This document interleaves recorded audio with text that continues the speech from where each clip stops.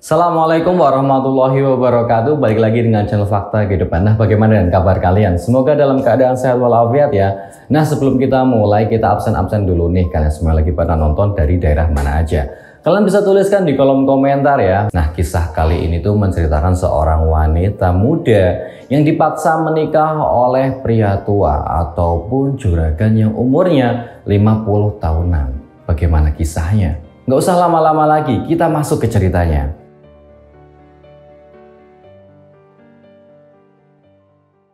Nah, seperti biasa nama dan tempat kita samarkan untuk kepentingan bersama. Memang dari beberapa orang atau dari sebagian orang, keluarga itu adalah hal yang terpenting. Bahkan seseorang akan melakukan apapun demi keluarganya. Nah, seperti kisah kali ini yang dialami seorang wanita, sebut saja namanya Anissa. Nah, kali ini wanita yang bernama Anissa itu baru lulus SMA. Dia itu dari golongan orang atau dari keluarga yang sederhana, bisa dibilang tergolong miskin. Nah, bagaimana tidak, kadang Anissa dan keluarganya itu untuk bertahan hidup itu kadang hutang dengan seseorang untuk kadang untuk beli pupuk, untuk beli benih padi. Nah, saat itu Anissa saat baru lulus SMA, Anissa itu diterima kerja di sebuah rumah makan di samping kota atau di pinggiran kota. Nah, hari itu konflik mulai terjadi saat pada pagi hari. Hari itu Anissa sama orang tuanya itu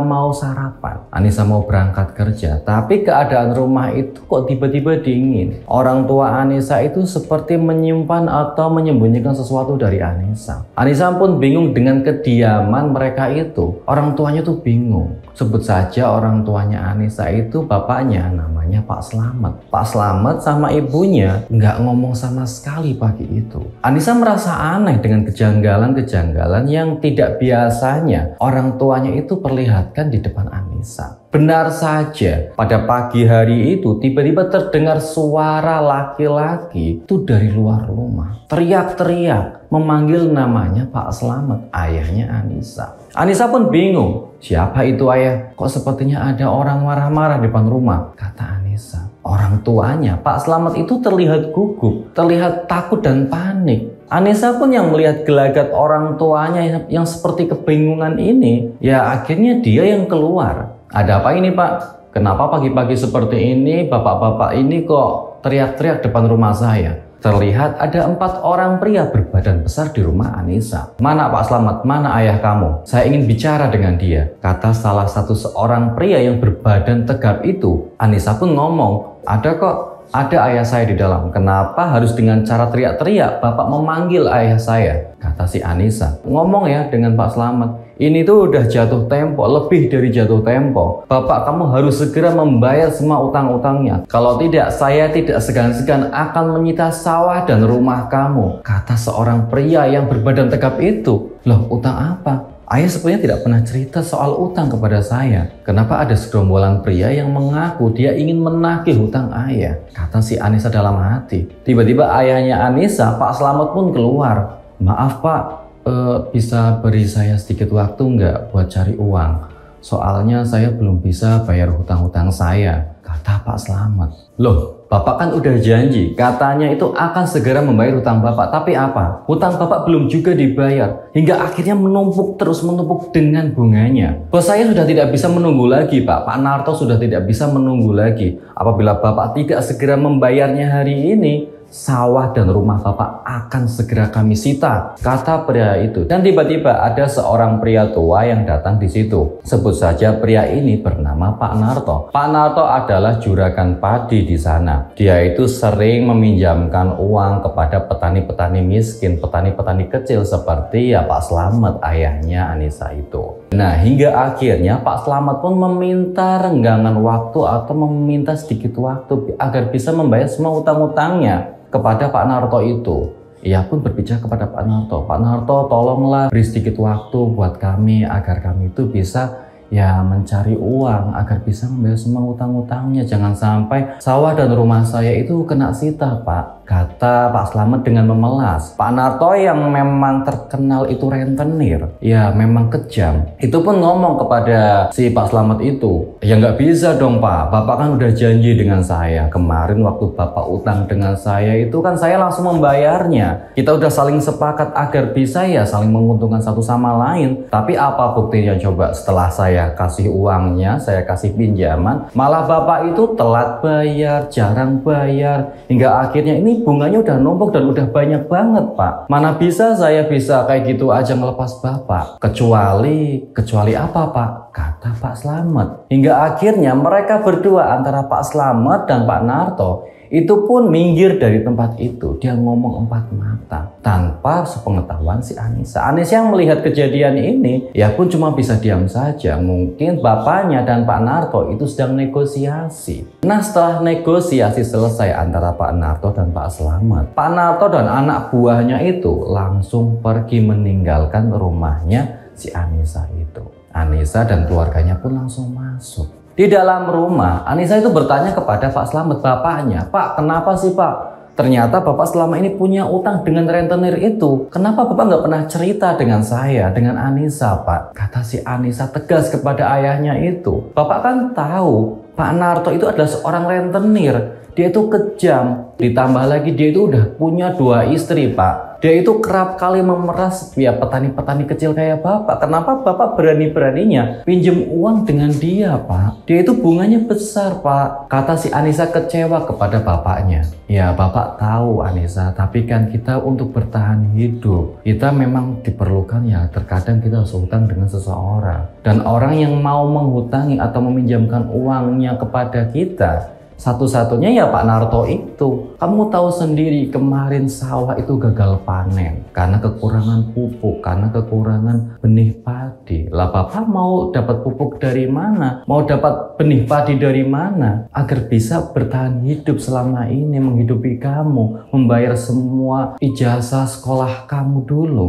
Dan kamu tahu sendiri itu kan, kata si Pak Slamet. Anissa pun tidak bisa semerta-merta memutuskan bahwasanya ini semua salah bapaknya. Dia juga sadar diri bahwasanya selama ini dia bisa bertahan hidup dan bisa membayar sekolah itu karena berkat bapaknya bekerja. Hingga akhirnya setelah mereka saling rundingan antara Anissa, ayahnya, ibunya, ia pun memutuskan untuk menjual sebagian ya hartanya agar bisa membayar hutang-hutang kepada Pak Narto. Hingga akhirnya Pak Slamet dan Anissa pun menjual barang-barangnya di rumah seperti TV, terus kulkas, hingga motor satu-satunya Pak Slamet yang selama ini ia gunakan untuk bekerja, ia ikut dijual. Uang pun terkumpul, tapi semua uang itu tidak cukup untuk membayar hutang-hutangnya Pak Slamet kepada Pak Narto itu. Bahkan sertifikat sawah atau tanahnya Pak Slamet yang selama ini ia gunakan untuk menggarap, untuk bekerja, ia pun tidak cukup untuk membayar hutang-hutangnya Pak Slamet. Pak Narto pun marah, ngomong kepada Pak Slamet, uang segini mana cukup buat bayar hutang kamu semua Pak Slamet. Pokoknya saya nggak mau tahu, pokoknya saya mau 1 minggu ini harus lunas semua. Semua uang ini dan sertifikat sawah Pak Slamet hanya buat jaminan saja. Kalau jika Pak Slamet dalam 1 minggu ini tidak bisa membayar hutangnya, sisanya saya akan dengan terpaksa akan menyita rumah Pak Slamet untuk membayar sisa-sisa hutang Pak Slamet. Kata si Pak Narto tegas bahwasanya apabila Pak Slamet tidak bisa membayar hutangnya dalam jangka waktu 1 minggu, Pak Narto akan menyita rumahnya. Jadi sekarang Pak Slamet itu kehilangan sawah, kehilangan barang, dan kehilangan rumahnya. Apabila dalam 1 minggu ini Pak Slamet dan keluarganya ini dan Anissa tidak bisa membayar semua hutang-hutangnya. Nah, Pak Slamet pun pulang ngomong kepada Anissa dan istrinya bahwasanya sekarang sertifikat tanah atau sawah sudah disita. Anissa pun ngomong kepada bapaknya, loh emang uangnya nggak cukup Pak? Bahkan sampai sertifikat sawah Bapak pun diambil. Tanya si Anissa kepada bapaknya itu. Iya Anissa, bahkan Katanya semua itu tidak cukup. Bahkan kalau sampai 1 minggu Bapak nggak bisa bayar utang-utang Bapak, katanya rumah ini juga akan disita dia juga sama Pak Narto. Lah terus kita mau tinggal di mana Pak kalau semuanya disita kayak gitu? Ya Bapak nggak tahu Anissa, Bapak juga bingung, kata si Pak Slamet itu. Hingga akhirnya setelah sertifikat tanah atau sawahnya Pak Slamet diambil oleh Pak Narto itu, Pak Slamet pun tidak bekerja. Ia pun bingung, tidak ada pendapatan dari manapun. Hingga akhirnya setelah sertifikat tanahnya atau sawahnya Pak Slamet yang selama ini untuk ia kerja diambil oleh Pak Narto, Pak Slamet pun tidak bisa bekerja lagi di sana. Ia terpaksa ya kerja buruh, kerja serabutan untuk mendapatkan pemasukan dari sana. Kalau tidak dapat pemasukan, Pak Slamet dan keluarganya itu mau makan apa? Nah, semakin hari ekonominya keluarganya Anissa itu makin menurun karena bapaknya sudah tidak lagi bekerja di sawah. Si Anissa pun yang bekerja di rumah makan, ia pun ya dengan terpaksa ya bekerja lebih keras lagi. Belum waktunya gajian saat itu karena rumah sudah tidak mempunyai uang dan beras. Anissa dengan terpaksa itu minta kasbon kepada bosnya. Padahal belum ya waktunya gajian, tapi ia meminta gajinya setengah dulu. Dia ngomong kepada bosnya, "Pak, maaf Pak, saya boleh kasbon tidak? Karena saya dan keluarga sudah tidak mempunyai uang lagi," kata si Anissa. "Loh, kasbon? Bukankah ini belum waktunya gajian Anissa?" "Iya Pak, maaf, saya tahu kok, tapi saya sudah tidak punya uang lagi Pak.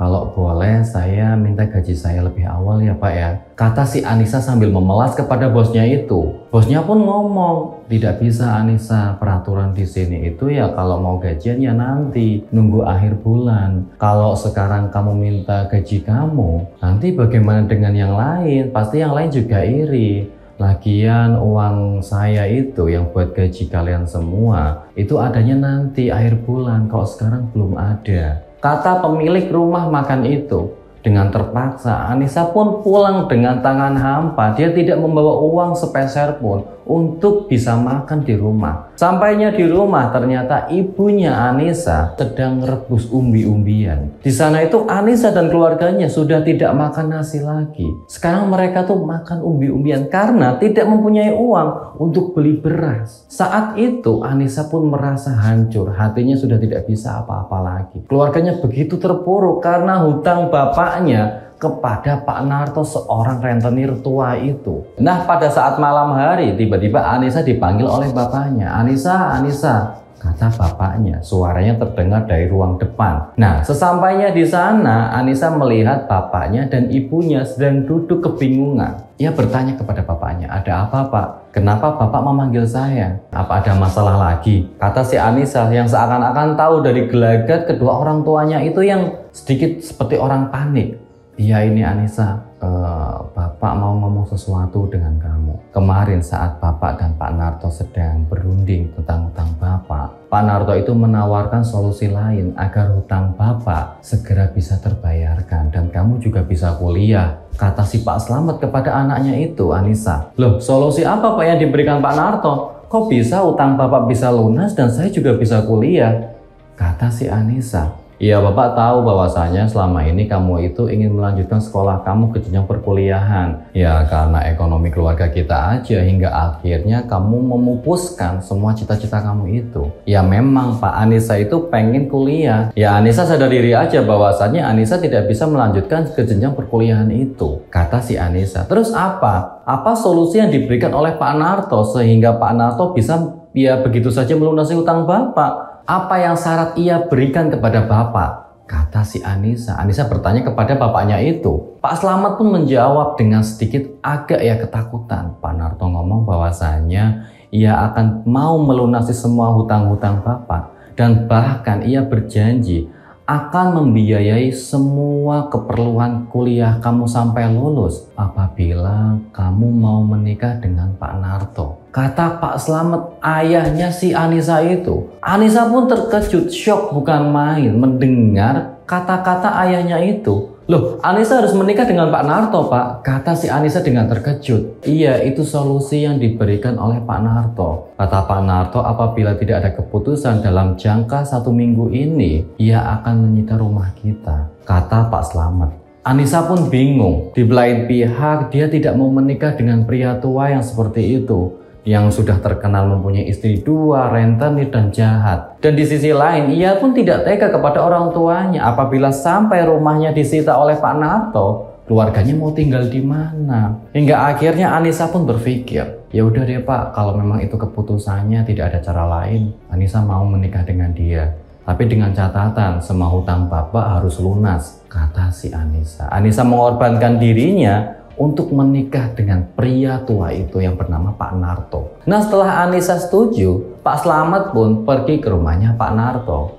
Ia ngomong kepada Pak Narto bahwasanya anaknya Anissa bersedia menikah dengan Pak Narto. Nah, tidak menunggu lama, setelah mendengarkan kabar bahwasanya Anissa bersedia menikah dengan Pak Narto langsung menyiapkan acara pernikahan untuk mereka. Nah, di sisi lain, saat Anissa mempersiapkan diri di hari pernikahannya, Anissa itu menangis. Bagaimana tidak? Ia dipaksa menikah dengan pria tua dengan dasar itu untuk membayar hutang, bukan dengan dasar cinta. Hatinya begitu bergemelut, pikirannya entah kemana-mana. Hingga akhirnya saat ia berdandan untuk acara pernikahannya, Anissa itu berpikir ingin kabur saja. Karena sudah tidak betah lagi hidup seperti ini. Ia ingin mengakhiri hidupnya, ingin bunuh diri saja karena dia sudah tidak tahan dengan nasibnya yang begitu malang. Nah, Anissa pun pergi lewat jendela. Saat acara pernikahan itu, Anissa pergi lewat jendela. Dia kabur, pergi lari. Nah, saat di perjalanan, saat ia lari sambil menangis itu, tidak sengaja Anissa tertabrak oleh pengendara motor, terserempet. Dan ternyata yang nyerempet itu adalah kepala desanya Anissa. Sebut saja namanya Pak Fikri. Anissa itu berlari, Pak Fikri tidak sengaja menyerempet Anissa. Hingga akhirnya Anissa pun terjatuh. Pak Fikri pun langsung bergegas turun dari motornya, langsung membantu Anissa yang terjatuh itu. Maaf Mbak, maaf, apakah Mbak baik-baik aja? Kata si Pak Fikri itu. Iya kok Pak, saya nggak apa-apa, kata si Anissa. Pak Fikri pun bingung kenapa Anissa itu berlari seperti dikejar-kejar sesuatu. Dan ditambah lagi Anissa berlari menggunakan gaun pengantin. Pak Fikri pun bertanya, kok bisa? Kenapa kamu berlari menggunakan gaun pengantin seperti itu Anissa? Kata Pak Fikri. Hingga akhirnya Anissa pun menceritakan semuanya kepada Pak Fikri bahwasanya ia dipaksa menikah untuk membayar hutang bapaknya kepada Pak Narto. Anissa pun menangis di hadapan Pak Fikri.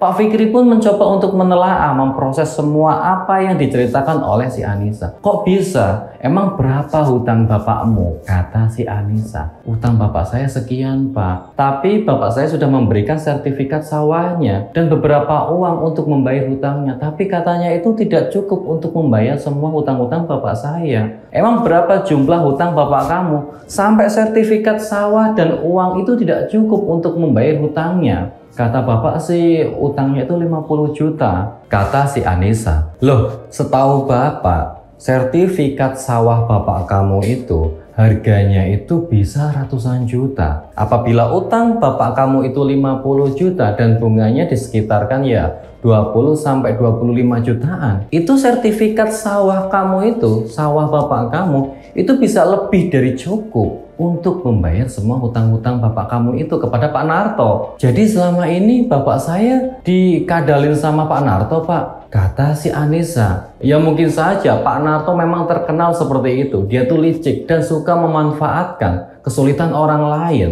Jadi kita harus hati-hati apabila meminjam uang kepada dia, kata si Pak Fikri.